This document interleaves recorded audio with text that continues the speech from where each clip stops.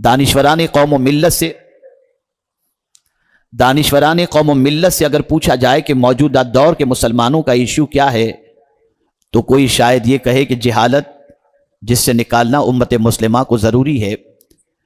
کوئی کہے گا کہ بے عملی کے سیلاب کے اندر جو مسلمان ڈوب رہے ہیں ان کو اس سے بچانا ضروری ہے۔ کوئی کہے گا معاشی تنگدستی کے شکار مسلمانوں کے لیے روزگار فراہم کرنا ضروری ہے، یہ آج کا ایشو ہے۔ اور کہیں کو یہ کہتا ہوا نظر آئے گا کہ ڈرگز کے اندر گرفتار ہوتے ہوئے نوجوانوں کو بچانا ضروری ہے، یہ ہمارے نزدیک ایشو ہے۔ اس طریقے سے کئی ایشوز لوگوں کے سامنے ملک میں بسنے والے، دنیا میں بسنے والے ذمہ داران قوم پیش کرتے ہوئے نظر آئیں گے۔ لیکن میں ماضی قریب سے عالمی سطح پر تھوڑا سا غور کرنے کے بعد جس ایشو کو آج کے دور کے مسلمانوں کا سب سے بڑا ایشو سمجھ رہا ہوں وہ ایشو ہے ایمان کی حفاظت۔ دور حاضر کا سب سے بڑا ایشو ایمان کی حفاظت ہے، لیکن وہ قوم جو ایمان کی عظمتوں کو نہ جانتی ہو، ایمان کی اہمیت کو نہ جانتی ہو، ایمان کو ہلکے سے لیتی ہو، اور ایمان والے کا مقام اللہ اور اس کے رسول جل جلالہ و صلی اللہ علیہ وسلم کے نزدیک کیا ہے، جب وہ ان چیزوں کو نہیں جانتی ہوگی تو وہ قوم ایمان سے ہاتھ دھو بیٹھنے کے اندر کوئی دقیقہ فروگزاشت نہیں کرے گی۔ آج ہماری قوم کی سچویشن یہ ہے کہ جو سرمایہ سب سے بڑا مسلمانوں کے لیے ہے، اور ایسا سرمایہ جس سرمایہ کی بنیاد پر انسان صرف دنیا ہی کے اندر چین کی زندگی نہیں گزار سکتا، بلکہ اس سرمایہ کی بنیاد پر انسان زمین کے اوپر بھی، زمین کے اندر بھی، اور میدان محشر میں بھی اطمینان کے ساتھ اپنے اوقات کو گزار سکتا ہے۔ ایمان اتنا بڑا سرمایہ ہے کہ اگر اس سرمایہ کے حوالے سے آپ دیکھیں تو رسول گرامی وقار صلی اللہ تعالی علیہ وسلم کا سارے مصائب کا استقبال کر کے صبر کرنا، اور ان سارے مصائب کو صبر کرنے کے بعد امت مسلمہ کے لیے جس چیز کی فکر کرنا، یا انسانوں کے لیے، وہ فکر تھی صرف اور صرف ایمان، ایمان اور ایمان۔ آئیے میں آپ کو ایک واقعے کے ذریعے سمجھاؤں۔ دنیا میں کسی انسان کے ساتھ زیادتی ہو تو زیادتی کرنے والے پر اگر کوئی انتقامی کارروائی کرے تو جس پر زیادتی ہوئی تھی وہ خوش ہو جائے گا، لیکن پیغمبر رحمت نے مزاج الگ عطا فرمایا۔ آقا کریم رؤوف الرحیم علیہ التحیۃ والتسلیم کو ستانے والا ابو جہل، جس نے زد و کوب کیا تھا رحمت عالم صلی اللہ علیہ وسلم پر، ستایا تھا آقا کریم صلی اللہ علیہ وسلم کو، لیکن جب سرکار کے چچا جو ابھی آغوش اسلام میں قدم نہیں رکھے تھے، امیر حمزہ کو جب پتا چلا کہ ابو جہل نے حضور صلی اللہ علیہ وسلم کو زد و کوب کیا ہے، ستایا ہے، تلاش کرتے ہوئے ابو جہل کے پاس پہنچے، بہت مارا، لہو لہان کر دیا، اور کہا تم نے میرے بھتیجے محمد کو ستایا، میں تمہیں چھوڑوں گا نہیں، اور بھرپور اس سے انتقام لیا۔ اور انتقام لینے کے بعد وہ امیر حمزہ جو آغوش اسلام میں ابھی قدم نہیں رکھے تھے، حضور کی تلاش میں نکلتے ہیں، اور تلاش بسیار کے بعد جب رسول رحمت صلی اللہ علیہ وسلم مل جاتے ہیں تو میرے آقا صلی اللہ علیہ وسلم سے امیر حمزہ نے کہا، محمد میرے بھتیجے خوش ہو جاؤ، جس نے تمہیں ستایا تھا، زد و کوب کیا تھا، میں نے اس کو لہو لہان کر دیا ہے، اور تمہارا بدلہ میں نے اس سے لے لیا ہے۔ محمد اب تو ذرا مسکرا دو، ذرا خوش ہو جاؤ۔ رحمت عالم کے نزدیک ایمان کی اہمیت کتنی تھی، ارشاد فرماتے ہیں، میرے چچا آپ چاہتے ہو کہ میں خوش ہو جاؤں؟ آپ نے ابو جہل کو مارا، اس سے مجھے کوئی سروکار نہیں، لیکن اگر مجھے آپ خوش کرنا چاہتے ہیں تو ایک بار کلمہ پڑھ لیجئے، میں خوش ہو جاؤں گا۔ اور اس کے بعد امیر حمزہ کلمہ پڑھ کر آغوش اسلام میں قدم رکھتے ہیں۔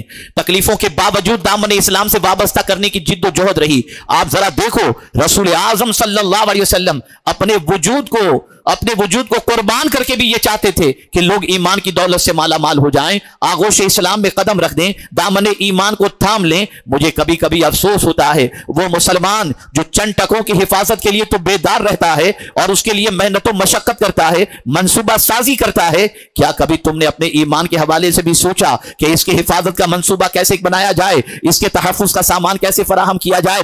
آج ہم دیکھتے ہیں ایمان کو سلب کرنے کے لیے، ایمان کو دل سے نکالنے کے لیے صرف یہی نہیں کہ انسان کو کسی اور طریقے سے نکالا جا رہا ہو ایمان کے دائرے سے، بلکہ گانے ایسے نکالے گئے جن میں کفریہ کلمات اور بہت سارے ایسے جملے انسان کی زبان پر عام ہوتے جا رہے ہیں جس کی بنیاد پر انسان آغوش اسلام سے نکل کر کفر کی وادیوں میں بھٹکنے پر مجبور ہو جائے گا۔ آج اگر مسلمان کسی چیز کی فکر نہیں کر رہا تو وہ ایمان کی فکر نہیں کر رہا، وہ سرمایہ کی حفاظت کی فکر کر رہا ہے، وہ اولاد کی حفاظت کی فکر کر رہا ہے، وہ تعلیم کے سلسلے میں فروغ کی فکر کر رہا ہے۔ لیکن موجودہ دور کا سب سے بڑا ایشو اس وقت ایمان کی حفاظت ہے۔ مسلمانوں کو ایمان پر قائم رکھنا اور ان کو ایمان کی اہمیت بتانا یہ آج کے دور کی بہت بڑی ضرورت ہے۔ آئیے میں آپ کو سمجھاؤں، قرآن اللہ کی کتاب ہے اور وہ ایسی کتاب ہے کہ اس کتاب میں انسانوں کی ساری کیٹیگری کا ذکر ہے۔ مسلمان کا مقام کیا ہے، غیر مسلم کا مقام کیا ہے، منافق کی پہچان کیا ہے، ان کی سچویشن کیا ہوگی، وہ کس درجے کے اندر ہوں گے، ہر چیز کو قرآن نے بیان کیا۔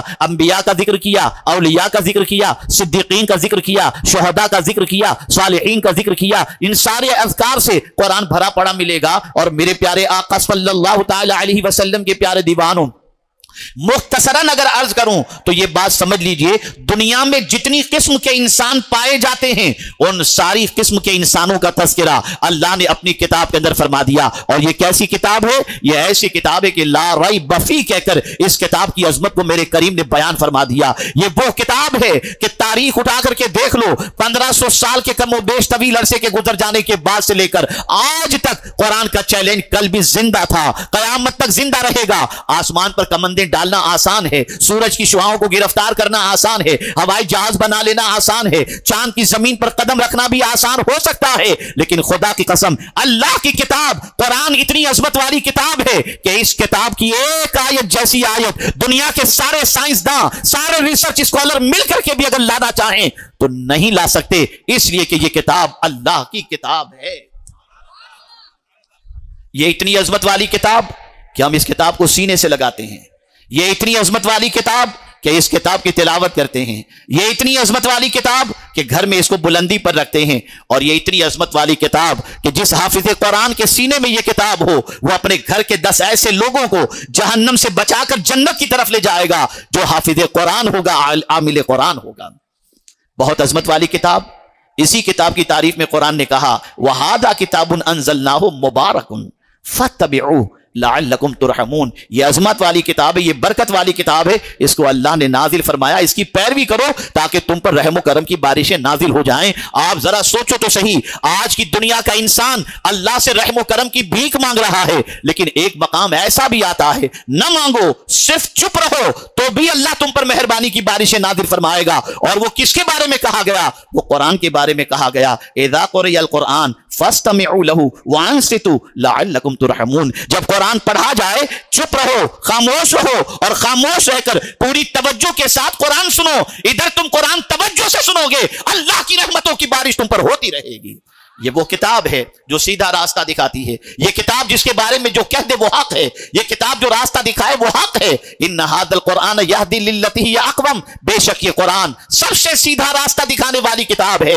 مختصراً قرآن کے بارے میں یہ بتانے کے بعد اب آئیے قرآن نے ایمان والوں کے بارے میں کیا فرمایا تاکہ آپ محسوس کر سکیں۔ مخلوق کے اندر کئی قسم کے افراد موجود ہیں، مخلوق کے اندر بہتر بھی ملیں گے، بدتر بھی ملیں گے، لیکن قرآن نے مخلوق کے اندر جس کو سب سے بہتر فرمایا، خدا کی قسم ذرا سوچو اللہ نے کس کو بہتر فرمایا؟ تو قرآن کہتا ہے ان الذین آمنوا وعملوا الصالحات اولئک هم خیر البریہ، بے شک جو ایمان لائے اور اچھے کام کیے وہی تمام مخلوق میں بہتر ہیں۔ ایمان، یہ ایمان اتنا طاقتور سرمایہ ہے کہ جس کسی کے سینے میں یہ دولت موجود ہو وہ اتنا بڑا طاقتور ہوتا ہے کہ دنیا اسے مغلوب نہیں کر سکتی۔ اسی لیے قرآن نے کہا وَأَنْتُمُ الْأَعْلَوْنَ إِن كُنتُم مُؤْمِنِينَ، غالب تم ہی رہو گے اگر تم مومن ہو۔ اگر آپ دنیا میں ہم مغلوب نظر آ رہے ہیں تو ہم چاہے کوئی وجہ تلاش کر لیں، لیکن فقیر یہ کہنے پر بالکل حق بجانب ہے کہ ہمارے ایمان کی کمزوری اور ہمارے ایمان کے اندر بالکل ناقص پوزیشن ہونے کی بنیاد پر آج زمانہ اپنے پیروں تلے ہمیں روند رہا ہے۔ میں نے کسی موقع پر یہ بات کہی تھی اور اس موقع پر موجود جلسے میں شرکا نے کئی باتوں کو تو فراموش کر دیا ہوگا، لیکن یہ بات انہوں نے فراموش نہیں کی۔ آئیے وہ بات میں آپ کی سماعتوں کے حوالے کر دوں۔ ایک دیہاتی شخص شہر میں پہنچتا ہے، اور شہر میں پہنچنے کے بعد اس نے دیکھا کہ فٹ بال کھیلا جا رہا ہے۔ دیہاتی شخص تھا، اپنی سوچ کے مطابق سوچنا شروع کیا کہ ایک بال ہے، ایک گیند ہے، سب اسے لات مار رہے ہیں، ادھر سے بھی لات، ادھر سے بھی لات، لات ہی پڑ رہی ہے اس گیند کو۔ آخر اس بال کا قصور کیا ہے؟ اس بال کی غلطی کیا ہے کہ ہر طرف سے اسے لات پڑ رہی ہے؟ دیہاتی نے کنارے پر بیٹھے ہوئے ایک بزرگ کے پاس جا کر کے اپنا معافی ضمیر پیش کیا اور سوال کیا، حضور کیا بات ہے کہ یہ لوگ اس بال کو اتنا مار رہے ہیں، اس گیند کو اتنا مار رہے ہیں، وجہ کیا ہے؟ غور سے سنیے گا۔ بزرگ نے جواب میں ارشاد فرمایا، اس بال کو، اس گیند کو مارنے کی بس ایک ہی وجہ ہے کہ یہ گیند اندر سے خالی ہے۔ اگر یہ بال اندر سے بھرا ہوا ہوتا تو کوئی اسے لات نہ مارتا۔ خدا کی قسم، آج اگر مسلمانوں کا ایمان پختہ ہوتا تو لوگوں کے پیروں میں مسلمان نہ آتا۔ ہمارا ایمان کمزور ہو چکا ہے، ظاہر تو ہم نے سنبھال لیا، لیکن جھانک کر اپنے سینے میں دیکھو، نبی کی محبت زیادہ ہے یا دنیا کی محبت زیادہ ہے؟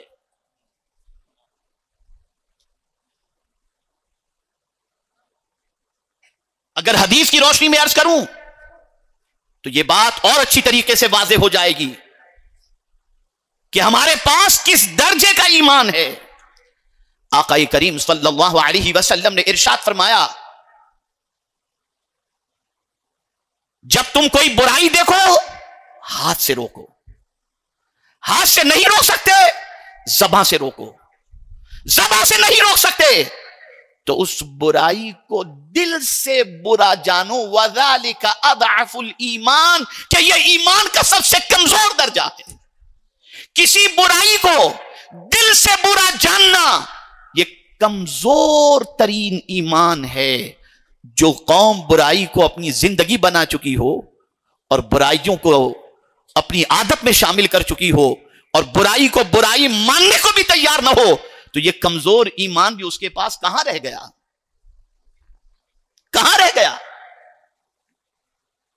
موجودہ دور میں بڑھتی ہوئی برائیوں، بڑھتا ہوا برائیوں کا سیلاب، وہ کون سی برائیاں ہیں جو ہمارے معاشرے میں نہیں پنپ رہی؟ ہمارے ہی بچے ہیں جو رات کے سناٹے میں نہ جانے کیا دیکھ رہے ہیں، ہمارے ہی بچے ہیں جن کے ہاتھوں میں آج کیا ہے وہ آپ جانتے ہیں، ہمارے ہی بچے ہیں جن کی نگاہوں کا تقدس پامال ہو چکا ہے، ہمارے ہی بچے ہیں اور بچیاں ہیں جو نہ جانے آوارگی کی دہلیز پر کہاں کہاں قدم رکھتے ہوئے نظر آ رہے ہیں، اور ہم ہیں کہ ان ساری برائیوں کو دیکھنے کے بعد نہ روکتے ہیں ہاتھ سے نہ زبان سے، بلکہ سچویشن یہ ہے کہ دل سے بھی اب برا ماننے کے لیے لوگ تیار نہیں ہیں۔ تو کمزور ایمان بھی تو نہیں رہ گیا، پھر آپ کیوں کہتے ہیں کہ ہم مارے جا رہے ہیں، پیٹے جا رہے ہیں؟ ایمان بہت بڑے سرمایہ کا نام ہے، بہت بڑی دولت کا نام ہے، اور جسے یہ دولت نصیب ہو جاتی ہے اور جو ایمان کے احتساب کے اندر اپنی زندگی کے لمحات کو گزارتا ہے، خدا کی قسم اس کی دنیا بھی سنور جاتی ہے اور اس کی آخرت بھی سنور جاتی ہے۔ آج کا سب سے بڑا ایشو ایمان کی حفاظت ہے۔ کیا کبھی ہم نے سوچا؟ ہم یہ تو ضرور سوچتے ہیں کہ مال کی حفاظت کیسے کی جائے، لاکر میں رکھیں، بینک میں رکھیں، ادھر رکھیں، ادھر رکھیں، پوری کوشش کرتے ہیں کہ کہیں سے بھی مال ضائع نہیں ہونا چاہیے۔ اس کو میں تھوڑے سے دوسرے اینگل سے سمجھانے کی کوشش کروں تو بات سمجھ میں آئے گی۔ ٹرین میں سفر کر رہے ہیں اور آپ کے دوران سفر آپ کے پاس چاہے اٹیچی کے اندر چاہے آپ کے جیب کے اندر 500 روپے ہیں، 1000 روپیہ ہے، تو آپ کیا کریں گے؟ مزے سے سو جائیں گے، آنکھ کھلے گی تو 1000 روپے کو ٹٹولیں گے نہیں، کروٹ بدلیں گے، سو جائیں گے، اس لیے کہ معمولی رقم ہے۔ لیکن اگر آپ ٹرین میں سفر کر رہے ہو، 5 لاکھ روپے آپ کے پاس ہیں اور کسی بیگ کے اندر آپ نے 5 لاکھ روپیہ رکھا ہے، آنکھ کھلے گی تو پہلے دیکھیں گے بیگ تو ہے، بیگ کو گلے سے لگا کے رکھیں گے، بازو میں دبا کے رکھیں گے، کوئی لے تو نہ کہ آنکھ کھلتے ہی پہلے بیگ۔ سن لو، جتنی فکر تم 5 لاکھ کی کرتے ہو اتنی فکر بلکہ اس سے زیادہ تم ایمان کی کرو، اس لیے کہ قدم قدم پر ایمان لٹنے کی کوشش کی جا رہی ہے۔ اسی لیے اعلیٰ حضرت عظیم البرکت امام عشق و محبت کہتے ہیں سونا جنگل رات اندھیری چھائی بدلی کالی ہے، سونے والے جاگتے رہیو چوروں کی رکھوالی ہے۔ بڑی عجیب سچویشن ہے، بڑے عجیب حالات ہیں۔ میرے پیارے آقا صلی اللہ علیہ وسلم کے پیارے دیوانوں، ایمان کی طاقت کیا ہے؟ ایمان جس کے پاس ہو اس کا مرتبہ کیا ہے؟ اور صاحب ایمان جو ہوتا ہے اس کے بارے میں قرآن کیا کہتا ہے؟ سنیے، قرآن کہتا ہے فَمَن يَكْفُرْ بِالطَّاغُوتِ وَيُؤْمِن بِاللَّهِ فَقَدِ اسْتَمْسَكَ بِالْعُرْوَةِ الْوُثْقَىٰ لَا انفصام لَهَا۔ قرآن کہتا ہے جو شیطان کو نہ مانے اور اللہ پر ایمان لائے اس نے بڑی محکم گرہ تھامی جسے کبھی کھلنا ہی نہیں، کھلنا ہی نہیں۔ آج ہمارا اللہ پر ایمان کتنا ہے ذرا بتاؤ؟ آج ہماری پوزیشن یہ ہے، بڑی معذرت کے ساتھ، بڑی معذرت کے ساتھ، کہ نہ جانے کن کن چیزوں پر ہمارا ایمان ہو گیا، لیکن اللہ پر ایمان ڈے بائی ڈے کمزور ہوتا جا رہا ہے۔ پرندے جیسا بھی ایمان اب ہمارے پاس نہیں رہ گیا۔ اگر آج کے معاشرے کے اندر مال میں غبن ہو رہا ہے، تجارت کے اندر پیسے کھائے جا رہے ہیں، اور بہت سارے طریقے سے انسانوں کی دولت کو ہضم کیا جا رہا ہے، یہ سوچ کر کہ اس کے ذریعے میں اپنے بچے کے مستقبل کو تابنا کروں گا، میرا فیوچر برائٹ کروں گا، تو میں آپ سے پوچھنا چاہتا ہوں آپ کا توکل اپنے مولا پر اتنا بھی نہیں رہ گیا جتنا ایک چڑیا کو ہے، کہ چڑیا اپنا کوئی گھونسلہ ایسا نہیں بناتی جہاں پر کل کے بارے میں کچھ انتظام کر کے رکھتی ہو، بلکہ چڑیا کی پوزیشن یہ ہوتی ہے صبح نکلتی ہے گھر سے اور اللہ پر بھروسہ کر کے نکلتی ہے، اور رات کو جب لوٹتی ہے تو چڑیا شکم سیر ہو کر کے لوٹتی ہے، کوئی چیز اس کے پاس کل کے لیے نہیں، لیکن بھروسہ ہے اپنے رب پر کہ جس نے آج دیا ہے وہ کل بھی ہمیں عطا فرمائے گا۔ اے مسلمانوں، اس سے مراد یہ نہیں کہ آپ کل کے لیے جمع نہ کرو، اس سے مراد یہ نہیں کہ آپ فیوچر کے بارے میں نہ سوچو، ناجائز طریقے سے جمع نہ کرو، حرام طریقے سے جمع نہ کرو، جائز طریقے سے اگر آپ کچھ بھی کرتے ہو تو کوئی پرابلم کی بات نہیں ہے، لیکن میں دیکھ رہا ہوں معاشرے کے اندر اس وقت حرام کا سیلاب بڑھتا جا رہا ہے، میں دیکھ رہا ہوں اس وقت غبن کا سلسلہ بڑھ رہا ہے، غصب کا سلسلہ بڑھ رہا ہے، ناجائز کاروبار کا سلسلہ بڑھ رہا ہے، اور انسان اپنے فیوچر کو برائٹ کرنے کے سلسلے میں یہ سارے کام کرتا ہے۔ اللہ پر کتنا ایمان رہ گیا مجھے بتاؤ؟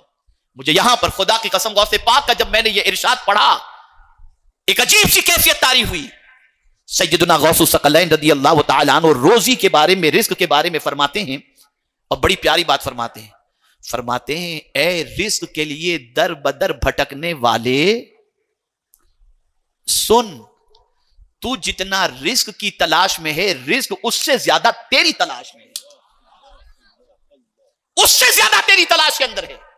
میں اس پر آؤں گا آخر کے اندر انشاءاللہ سمجھاتے ہوئے، لیکن ایک انسان کا توکل اللہ پر کم ہو گیا اور جائز طریقے سے کمانے کی بجائے ناجائز طریقے پر کمانے کا سلسلہ شروع ہو گیا، اور معاشرے میں ہماری آئیڈینٹی اور ہماری پہچان اتنی گھٹیا ہو گئی کہ اب مسلمانوں پر جلدی سے کوئی اعتماد کرنے کے لیے تیار نہیں ہوتا۔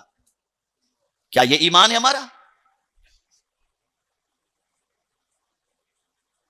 جبکہ قرآن تو کہتا ہے فَمَن يَكْفُرْ بِالطَّاغُوتِ وَيُؤْمِن بِاللَّهِ فَقَدِ اسْتَمْسَكَ بِالْعُرْوَةِ الْوُثْقَىٰ، ایمان ہے اس نے بڑی محکم گرہ تھامی جو کبھی کھلنے والی نہیں۔ ایسا رب کا تم نے ایمان لانے کے بعد ایسا دامن توحید کو تم نے تھام لیا ہے کہ اب تمہیں کسی چیز کی فکر کرنے کی ضرورت نہیں ہے، تمہارا پروردگار تمہارا پالنہار حقیقی ہے، تم سوچو گے بھی نہیں وہاں سے تمہارا مولا تمہیں روزی عطا فرمائے گا۔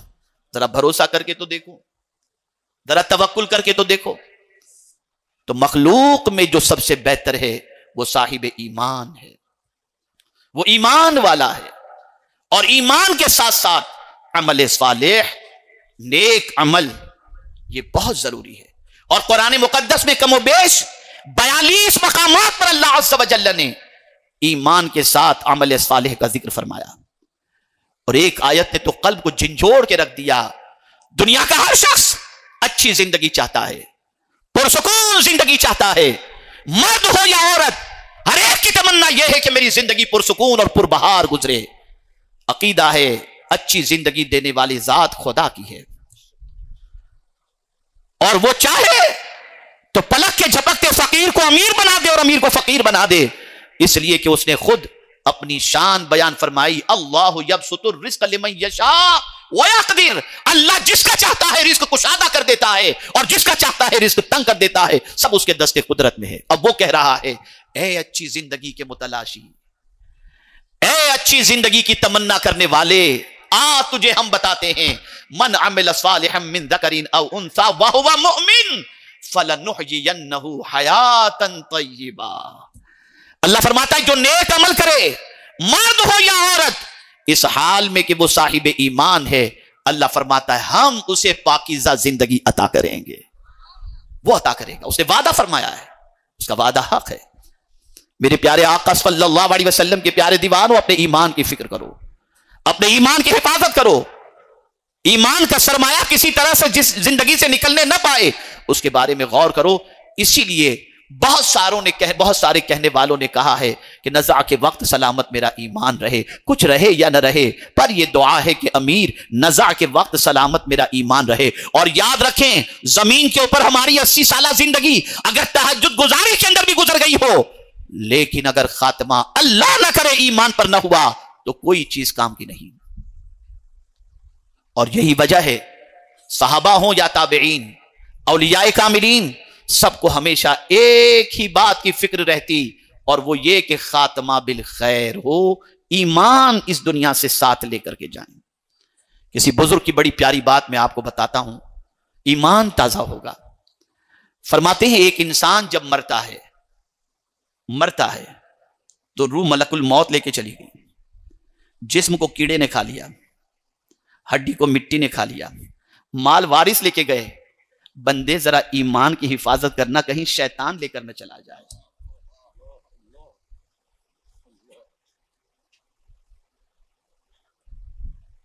اور نزع کے وقت، جسم سے روح کے نکلتے وقت، سب سے بڑا حربہ جو شیطان کا ہوتا ہے وہ ایمان سلب کرنے کا ہی ہوتا ہے، ایمان سلب کرنے کا ہوتا ہے۔ جانتے ہیں آپ، سکرات کے حوالے سے قرآن نے کہا وجاءت سکرۃ الموت بالحق ذالک ما کنت منہ تحید۔ اندازہ لگائیے آپ، موت کی تکلیف حق ہے اور حق ہے۔ اور سرکار صلی اللہ علیہ وسلم کے ارشاد کے حوالے سے حضرت ضحاک رحمت اللہ رضی اللہ تعالیٰ عنہ فرماتے ہیں کہ سرکار صلی اللہ علیہ وسلم ارشاد فرماتے ہیں، موت کے وقت روح کے نکلنے کا پہلا جھٹکا 100 تلواروں کے ضرب سے بھی زیادہ ہوا کرتا ہے۔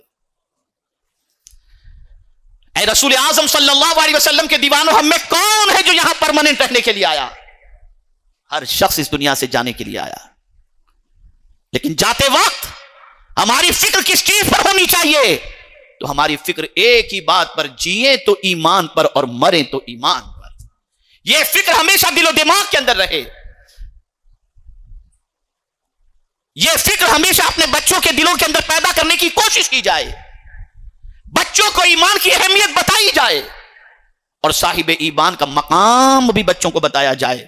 میرے پیارے آقا صلی اللہ تعالی علیہ وسلم کے پیارے دیوانوں، آئیے میں آپ کو سمجھاتا ہوا چلوں، امام غزالی رحمت اللہ تعالی علیہ نے کتنی پیاری بات فرمائی ہے، اللہ اکبر۔ میرے پیارے آقا صلی اللہ تعالی علیہ وسلم کے پیارے دیوانوں، امام غزالی رحمت اللہ تعالی علیہ فرماتے ہیں کہ ایمان سلب ہونے کے سلسلے میں قرۃ الابصار کے اندر امام غزالی رحمت اللہ تعالی علیہ کا ایک ارشاد موجود ہے۔ فرماتے ہیں کس طریقے سے آخری وقت ایمان سلب کرنے کی شیطان کوشش کرتا ہے، اس کے حوالے سے اللہ اکبر امام غزالی نے ایک حدیث بیان فرمائی۔ فرماتے حدیث شریف میں امام غزالی فرماتے ہیں شیطان بندے کے پاس نزع کے وقت آتا ہے، جب جسم سے روح کے نکلنے کا وقت ہوتا ہے نا، تب شیطان آتا ہے۔ اور جانتے ہیں وہ وقت کتنا خطرناک ہوتا ہے اور مرنے والے کی کیا کیفیت ہوتی ہے؟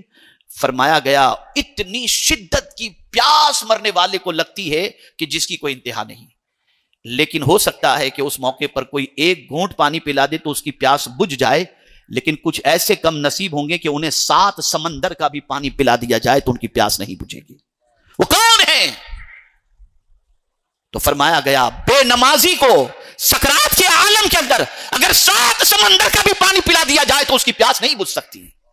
آسانی سے نماز ترک کرنے والوں، کیا موت سے پہلے اس مرحلے سے نہیں گزرنا؟ ذرا سوچو، اندازہ لگاؤ۔ امام غزالی رحمت اللہ تعالی علیہ فرماتے ہیں شیطان بندے کے پاس نزع کے وقت آ کر اس کی بائیں جانب بیٹھ جاتا ہے اور اسے کہتا ہے اس دین کو چھوڑ دے، اور کہہ کے دو خدا ہیں۔ اب بندے کی سچویشن یہ کہ بظاہر اسے کوئی نظر نہیں آ رہا، اور اس وقت شیطان ہی نظر آتا ہے، اور وہ آ کر کے کہتا ہے کہ تو تکلیف میں ہے نا، تیری تکلیف سے تجھے نجات مل جائے گی، بس کہہ دے دو خدا ہیں تاکہ تو اس سختی سے خلاصی پائے۔ بس جب معاملہ اس طرح ہے، یعنی ایمان کے سلب کو خوف بہت ہے، تو اب کرنا کیا چاہیے؟ یعنی ایسے موقع پر شیطان آ کر کے پریشان کرتا ہے، تو امام غزالی نے حدیث کی روشنی میں فرمایا کہ اب ایسی سچویشن میں ہمیں کیا کرنا چاہیے؟ تو فرماتے ہیں تجھے چاہیے کہ گریہ وزاری کر، روتا رہے اللہ کے بارے میں، مولا میرا ایمان نہ چھیننا، میرے ایمان کو میں ضائع ہونے سے بچانا چاہتا ہوں۔ رو رو کے اللہ سے ایمان کی بھیک مانگو، گریہ وزاری کرو، روتے رہو، مال کے لیے روتے ہو، کبھی ایمان کے لیے بھی رونے کی کوشش کرو۔ اور اس کے بعد امام غزالی علیہ رحمہ فرماتے ہیں، حدیث بیان فرماتے ہیں، نقل فرماتے ہیں، اور رات کو بیدار رہنا، ٹک ٹاک کے لیے نہیں، واٹس ایپ اور انسٹاگرام کے لیے نہیں، فیس بک اور ٹویٹر کے لیے نہیں، رات کو بیدار رہ کر اللہ کی بندگی کرو، اللہ کی یاد میں مصروف ہو جاؤ، اللہ کے ذکر میں مصروف ہو جاؤ۔ اور تیسری بات امام غزالی علیہ الرحمہ نے حدیث کے ذریعے ہم تک پہنچائی، اور وہ یہ ہے، اور رکوع اور سجود کی کثرت کرنا ضروری ہے کہ کثرت سے رکوع بھی کیا کرو، کثرت سے سجدہ بھی کیا کرو، تاکہ تمہارا ایمان سلب ہونے سے، ضائع ہونے سے، برباد ہونے سے بچ جائے۔ اب اس کے بعد امام غزالی نے امام اعظم ابو حنیفہ رحمت اللہ تعالی علیہ کا ایک قول نقل کیا کہ وہ کون سے گناہ ہیں جس کی وجہ سے ایمان سلب ہو جاتا ہے؟ کون سے گناہ ہیں؟ امام اعظم ابو حنیفہ رحمت اللہ تعالی علیہ سے پوچھا گیا کون سے گناہ سے ایمان کے سلب کا زیادہ خطرہ ہے؟ فرمایا ایمان پر شکر نہ کرنا، ایمان پر شکر نہ کرنا۔ توجہ چاہوں گا اس بات پر، توجہ چاہوں گا۔ کیا دور حاضر کے وہ لوگ جو دنیاوی تعلیم کے اعتبار سے بلند و بالا مقام پر پہنچ جاتے ہیں، یا مال و دولت کی بنیاد پر اتنا مال کا ذخیرہ جمع کر لیتے ہیں کہ انہیں کسی چیز کا کوئی ٹینشن نہیں ہوتا، کیا یہ بات سچ نہیں ہے کہ کبھی کبھی وہ کہتے نظر آتے ہیں کہ یار غیروں کے درمیان اپنے آپ کو مسلمان کہلانے میں شرم محسوس ہوتی ہے، اور کبھی یہ بھی کہتے ہیں اور نیم پلیٹ بھی لگاتے ہیں تو شارٹ فارم کے اندر، اور غیروں کے درمیان اپنے آپ کے لیے احساس کمتری۔ اور میں خاص طور پر کالج اور یونیورسٹی کے اسٹوڈنٹ سے کہوں گا، سن لو اور اچھی طریقے سے سن لو، کہیں بھی دنیا کی کسی کالج اور یونیورسٹی میں تم پڑھو اور تمہارے ساتھ ملٹی ریلیجن کے لوگ موجود ہوں، تو اس میں اپنے آپ کو مسلمان شو کرنے میں گلٹی فیل مت کرنا، ورنہ تمہارا ایمان بچنا مشکل ہو جائے گا۔ مسلمان ہونے پر اللہ کا شکر ادا کرو، اس بات پر اللہ کا شکر ادا کرو کہ اللہ نے ایمان جیسی عظیم دولت ہمیں عطا فرمائی، وہ ایمان جس کی بنیاد پر دنیا میں بھی ہم سرخرو ہوں گے اور انشاءاللہ آخرت میں بھی سرخرو ہوں گے۔ ایمان پر شکر ادا کرو۔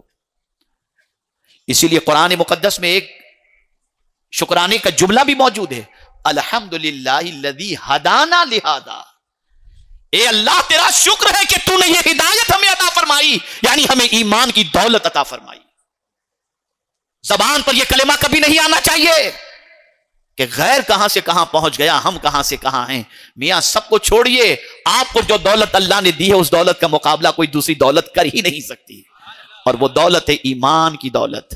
مومن ہونے پر اللہ کا شکر ادا کرو، مومن ہونے پر گلٹی فیل مت کرو، مومن ہونے پر اللہ کا شکر ادا کرو۔ تو امام اعظم ابو حنیفہ علیہ رحمہ فرماتے ہیں کہ جو گناہ ایمان کے سلب ہونے کا ذریعہ ہے، اس میں سے پہلا یہ ہے کہ ایمان پر شکر نہ کرنا، اس لیے ایمان پر شکر ادا کریں۔ اور دوسری چیز، برے خاتمے سے بے خوف ہو جانا، ڈرنا ہی نہیں یہ خاتمہ خراب ہوگا یا کچھ، جو آج کہتے ہیں نا ارے دیکھا جائے گا۔ مجھے ایک واقعہ یاد آ رہا ہے ایک بزرگ کا، بنی اسرائیل کے ایک عابد تھے، وہ عابد ایسی جگہ رہتے تھے جو پہاڑ سے بالکل قریب تھی. ایک دن اچانک پتھر کے پہاڑ کو دیکھا, کالے پتھروں کو دیکھا, مان زبان سے جملہ نکلا, کاش ان کالے پتھروں پر بھی ہریالی ہو جاتی. بس یہ کہنا تھا کہ غیب سے ندا آتی ہے, اے میرے بندے, اپنی عبادت کے ذریعے تو خود کو اتنا بڑا سمجھنے لگا کہ میری کاریگری میں بھی عیب نکال رہا ہے. میں جانتا ہوں کہاں کیا ہونا چاہیے, تو میری تخلیق میں عیب نکال رہا ہے. اللہ کے ولی تھے, قسم کھا لی کہ جب تک کہ میری معافی کا پروانہ رب کی طرف سے نہیں ملے گا تب تک میں کھانا نہیں کھاؤں گا. چھوڑ دیا کھانا کھانا. غیرت تھی, احساس تھا, چھوڑ دیا کھانا. کچھ عرصے کے بعد محلے کے نوجوان جانتے تھے یہ اللہ والے ہیں, پہنچے ان کے پاس, عرض کیا حضور آج ہمارے یہاں کھانے کی دعوت ہے, کافی احباب تشریف لائیں گے, آپ بھی تشریف لائیں. انہوں نے بہت سمجھایا, بولے نہیں بیٹا میں نہیں آ سکتا, میں نہیں آ سکتا, میں نہیں آ سکتا. من چلے نوجوان ہوتے ہیں نا, بہت ضد پکڑنی, حضرت آپ کو تو آنا ہی پڑے گا. انہوں نے کہا نہیں میں نہیں آ سکتا. تو ایک نے کہا کہ حضرت آپ کیوں نہیں آئیں گے, وجہ کیا ہے ذرا بتائیں تو صحیح. ارشاد فرمایا میری زبان سے, غور سے سنیے گا, میری زبان سے اللہ کا ناپسند ایک جملہ نکلا تو میں نے قسم کھا لی ہے کہ جب تک کہ خدا مجھے معاف نہیں کرے گا میں کھانا نہیں کھاؤں گا. تو ابھی تک معافی کا پروانہ مجھے نہیں ملا, اس لیے میں کھانا نہیں کھا سکتا. اب آج کے من چلے نوجوان غور سے سنیں. ایک نوجوان نے کہا ارے حضرت آپ کیا ٹینشن لیتے ہو, کوئی تکلیف اور عذاب آئے گا تو ہم جھیل لیں گے, آپ کو ٹینشن نہیں ہونے دیں گے. بس یہ کہنا تھا اس من چلے نوجوان کا. فوراً غیب سے آواز آتی ہے اس اللہ کے ولی کو, میرے بندے اس علاقے کو چھوڑ کر نکل جا, جنہوں نے میرے عذاب کو ہلکا سمجھا ہے اب ان قریب ان پر میرا عذاب آنے والا ہے. وہ لوگ جو بے لگام ہو کر اللہ کے عذاب کے سلسلے میں اور اللہ کی پکڑ کے سلسلے میں نازیبا کلمات کہتے ہیں, انہیں اس واقعے سے سبق سیکھنا چاہیے. برے خاتمے کے خوف سے ڈرو, اس لیے ہمیشہ اس چیز کا خیال کرو کہ اللہ ہمارا خاتمہ ایمان پر فرمائے. میں ایک وظیفہ بھی آپ کو دوں گا کہ اس وظیفے کے پڑھنے والے کے سلسلے میں امام عشق و محبت نے فرمایا انشاءاللہ اس کا خاتمہ ایمان پر ہوگا. اور اسی کے ساتھ مولا علی کرم اللہ تعالی وجہہ الکریم کا بھی ایک وظیفہ آپ کو دوں گا, انشاءاللہ اس کے ذریعے بھی خاتمہ ایمان پر خاتمے کے سلسلے میں اللہ کی بارگاہ سے امید رکھی جا سکتی ہے. تو دوسرا گناہ برے خاتمے سے بے خوف ہونا. اور پھر امام اعظم ابو حنیفہ رحمۃ اللہ تعالی علیہ فرماتے ہیں تیسرا گناہ اللہ کے بندوں پر ظلم کرنا. اللہ کے بندوں پر ظلم کرنا. آج کبھی کوئی شوہر بیوی پر ظلم کر رہا ہے, کوئی سیٹھ نوکر پر ظلم کر رہا ہے, کوئی ٹرسٹی ملازمین پر ظلم کر رہا ہے. ظلم سے اپنے ہاتھ کو کھینچ لو, اس لیے کہ یہ وہ گناہ ہے جس کی وجہ سے خاتمہ خراب ہونے کا اندیشہ ہے. میرے پیارے آقا صلی اللہ علیہ وسلم کے پیارے دیوانوں, اور بہت ساری تفصیلات ہیں, میں اس طرف جانے کی بجائے اب آئیے تھوڑے سے مضمون کو سمیٹتے ہوئے عرض کروں. جب ہم جان گئے قرآن کی روشنی میں کہ موت کی تکلیف حق ہے, سکرات کی تکلیف حق ہے, اور خود حضور صلی اللہ علیہ وسلم اللہ کی بارگاہ میں دعا کرتے اللہم حون علی سکرات الموت, اے اللہ موت کی تکلیف مجھ پر آسان فرما دے. اپنی امت کی تعلیم کے لیے حضور یہ دعا کیا کرتے تھے. تو آپ اندازہ لگائیں کتنی تکلیف ہوگی. آپ نے کبھی محسوس کیا آپ نے سکرات کے عالم میں جو ہوتا ہے وہ بیچارہ بول بھی نہیں پاتا, سب سے پہلے اس کی زبان بند کر دی جاتی ہے. اور اسی کے ساتھ کبھی آپ نے جانوروں کو تو دیکھا ہوگا کہ جب آپ عید الاضحیٰ کے موقع پر جانور کو ذبح کرتے ہیں تو کوئی جانور ادھر بھاگ رہا ہے, کوئی ادھر ٹانگ پچاڑ رہا ہے, یہ سب کچھ کرتے ہوئے آپ دیکھتے ہوں گے. لیکن مرنے والے انسان کو کبھی اپنی ٹانگوں کو اس طریقے سے ہلاتے ہوئے آپ نہیں دیکھتے ہوں گے.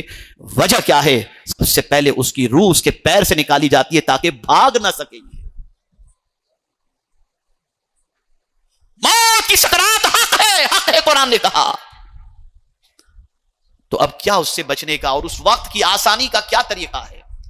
بس یہ سبق سیکھ کر کے جاؤ. آج لگایا ہوگا کسی سے دل آپ نے, کسی کی محبت کا چراغ جلایا ہوگا دل میں آپ نے, لیکن کوئی اس وقت اس سچویشن کے اندر ممکن ہے کہ آپ کی مدد کے لیے نہ آئے. ایک ذات ہے جس کے بارے میں اعلی حضرت عظیم البرکت امام عشق و محبت رہنمائی کرتے ہوئے نظر آتے ہیں. وہی نزع کے وقت جب شیطان ایمان کو چھیننے کی کوشش کرتا ہے, ایمان کو سلب کرنے کی کوشش کرتا ہے, تو اعلی حضرت کہتے ہیں یا الہی, یا الہی, اللہ سے عرض کرتے ہیں یا الہی بھول جاؤں نزع کی تکلیف کو، یا الہی بھول جاؤں نزع کی تکلیف کو، شادی دیدار حسن مصطفیٰ کا ساتھ ہو، کہ جب میرے نزع کا عالم ہو تو اس وقت میں مصطفیٰ کا دیدار کر رہا ہوں تاکہ میری جتنی بھی نزع کی تکلیف ہے وہ ساری تکلیفیں دور ہو جائیں۔ لیکن یہ دیدار کا جذبہ پیدا کس کے دل میں ہوگا؟ وہ جو مصطفیٰ پیارے سے دل سے محبت کرتا ہوگا، ان کی سیرت پڑھتا ہوگا، ان کی رہنمائی کے اندر زندگی گزارتا ہوگا، ان کو آئیڈیل بناتا ہوگا، ان پر درود پڑھتا ہوگا۔ خدا کی قسم یاد رکھیں، دنیا کی تکلیف ہو یا سکرات کی تکلیف ہو یا محشر کی تکلیف، اگر ان ساری تکلیفوں میں کوئی ذات کام آ سکتی ہے تو آمنہ کا لال اور مدینے کے تاجدار کام آ سکتے ہیں۔ ان سے اپنے تعلق کو مضبوط کرو، ان سے اپنے رشتے کو مضبوط کرو۔ ہر مصیبت میں کام آنے کے لیے اللہ نے اپنے محبوب کو ہمیں عطا فرمایا، کاشف الغمہ فرمایا۔ ہر مصیبت کے لیے ہمارے مصیبتوں کو چھانٹنے والے بنا کر اللہ عز و جل نے اپنے محبوب صلی اللہ علیہ وسلم کو اس فرش گیتی پر بھیجا۔ تعلق قائم کرو مدینے کے تاجدار سے، اسوہ حسنہ اپناؤ مدینے کے تاجدار کا۔ رات کی تاریکی کے اندر کسی اور چیز کو دیکھنے کی بجائے اس نیت سے درود پڑھو کہ مدینے کے تاجدار کی زیارت نصیب ہو جائے۔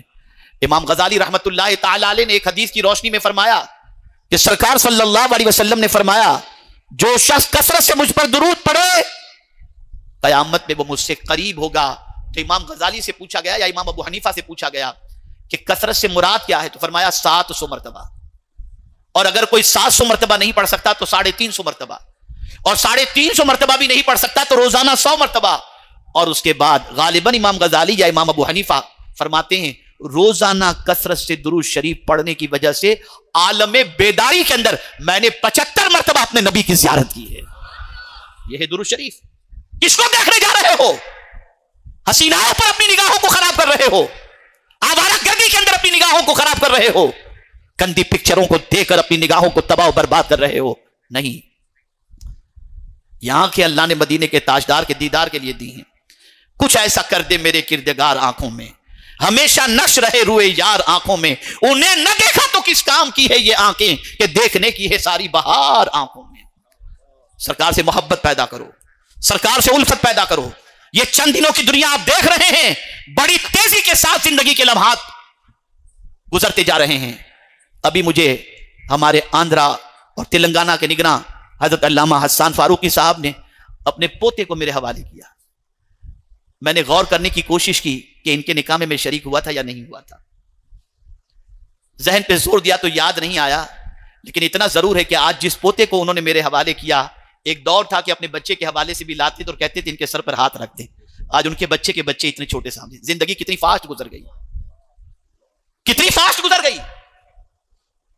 مجھے نہیں معلوم کہ قاری رضوان صاحب کا نکاح میں نے پڑھایا تھا یا نہیں، لیکن اتنا ضرور معلوم ہے کہ ان کے نکاح میں شریک ہوا تھا، اور ابھی چند دنوں پہلے ان کے بیٹے کا نکاح میں نے پڑھایا۔ کتنی فاسٹ زندگی گزر رہی ہے۔ کیا کیا ہم نے اپنی زندگی کے اندر؟ کیا تیاری کی آخرت کے سلسلے میں؟ کیا ہمارے پاس اعمال ہیں؟ کیا منہ لے کر کے جائیں گے اللہ کی بارگاہ میں اور اس کے رسول صلی اللہ علیہ وسلم کی بارگاہ میں؟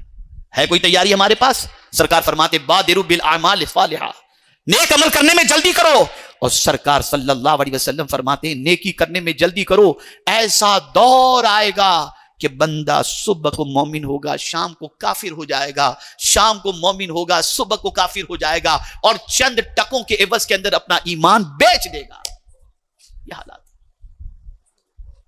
اب آئیے حسب وعدہ میں 2 عمل آپ کو بتا دوں، بڑا تفصیلی موضوع ہے، زندگی میں پھر کبھی انشاءاللہ العظیم۔ اعلی حضرت عظیم البرکت امام عشق و محبت نے فرمایا جو شخص روزانہ ان کلمات کو کہے، تعداد مجھے صحیح طور پر نہیں معلوم، میکزیمم طور پر آپ کہیں تو فرماتے ہیں اس کا خاتمہ انشاءاللہ ایمان پر ہوگا۔ اور وہ کلمات کیا ہے؟ رضیت باللہ ربا وبالاسلام دینا وبمحمد نبیا ورسولا۔ جو شخص ان کلمات کو پڑھتا رہے گا انشاءاللہ ان کلمات کی برکت سے اس کا خاتمہ ایمان پر ہوگا۔ اور مولا علی کرم اللہ تعالی وجہہ الکریم ارشاد فرماتے ہیں غزوہ خندق کے موقع پر میں نے رسول رحمت صلی اللہ علیہ وسلم کو دیکھا سجدے میں ہیں۔ میں میدان کا چکر لگا کر کے آیا، پھر حضور کے پاس آیا، دیکھا حضور سجدے میں ہیں، پھر نکلا میدان کے چکر میں، پھر میدان کا چکر لگایا، آیا آیا دیکھا حضور سجدے میں، فرماتے میں نے میدان کے 7 چکر سچویشن کو جانچنے کے لیے لگائے، اور جب پلٹ کر آیا تو حضور کو سجدے میں دیکھا، اور پھر اللہ عز و جل نے غزوہ خندق میں ہم کو فتح عطا فرمائی. اور فتح کی وجہ کیا تھی؟ وجہ کیا تھی؟ تو مولا علی کرم اللہ تعالی وجہہ الکریم فرماتے ہیں کہ سجدے میں سرکار یا حی یا قیوم پڑھ رہے تھے، اور پھر مولا علی نے فرمایا جو شخص فجر کی نماز کے بعد اور مغرب کی نماز کے بعد 41 مرتبہ یا حی یا قیوم پڑھے انشاءاللہ اس کا خاتمہ ایمان پر ہوگا. یہ سیکھ کر کے جاؤ، آج سے ایمان کی حفاظت کرو، ایمان کو سب سے بڑا سرمایہ سمجھو اور ایمان کو سب سے بڑی دولت سمجھو، اور یہ ایمان کی حفاظت ہوگی اچھی صحبتوں کی بنیاد پر، صاحب ایمان کی صحبت کی بنیاد پر، ایسے لوگوں کی صحبت کی بنیاد پر جن کے سینے میں ایمان اور مصطفیٰ جان رحمت صلی اللہ علیہ وسلم کی محبت موجود ہوگی. بڑے پرخطر دور سے ہم گزر رہے ہیں، اور اس دور کے اندر ایمان کی حفاظت بے پناہ ضروری ہے. سنی دعوت اسلامی کا مقصد یہی ہے کہ آپ اس تحریک سے وابستہ ہو کر اپنا ایمان بھی محفوظ کرنے کی کوشش کریں، اور گناہوں کے دلدل سے نکل کر اعمال صالحہ کے مرتکب ہو جائیں، اعمال صالحہ کے کرنے والے بن جائیں، تاکہ اللہ عز و جل دنیا بھی سنوار دے اور آخرت بھی سنوار دے. جاتے جاتے سنی دعوت اسلامی کے حوالے سے 2 جملے عرض کر دوں، 2 الفاظ آپ کی سماعتوں کے حوالے کر دوں. یہ ہے سنی دعوت اسلامی کا مقصد، correct and connect. Correct and connect. اصلاح کرو، اللہ اور اس کے رسول سے جوڑو. کنیکٹ کرو اللہ اور اس کے رسول سے، اور اس سے کنیکٹ کرنے کے لیے راستہ ہے سنی دعوت اسلامی. جب اس پلیٹ فارم پر آپ آئیں گے تو انشاءاللہ العظیم اعمال کی اصلاح بھی ہوگی، اور اللہ اور اس کے رسول جل جلالہ صلی اللہ تعالی علیہ وسلم سے تعلق بھی قائم ہوگا. علماء باعمل کی صحبت اختیار کرو، مشائخ اعظام کی صحبت اختیار کرو، قرآن سے تعلق کو مضبوط کرو، نماز کی پابندی کرو، گناہوں سے بچنے کی کوشش کرو، اور اللہ کی طرف سے ملنے والی عظیم دولت ایمان کی قدر بھی کرو، اور ایمان پر اللہ عز و جل کا شکر بھی ادا کرو. انہی کلمات خیر پر میں اپنی گفتگو کو ختم کرتا ہوں. اللہ کہنے سننے سے زیادہ ہم سب کو عمل کی توفیق عطا فرمائے.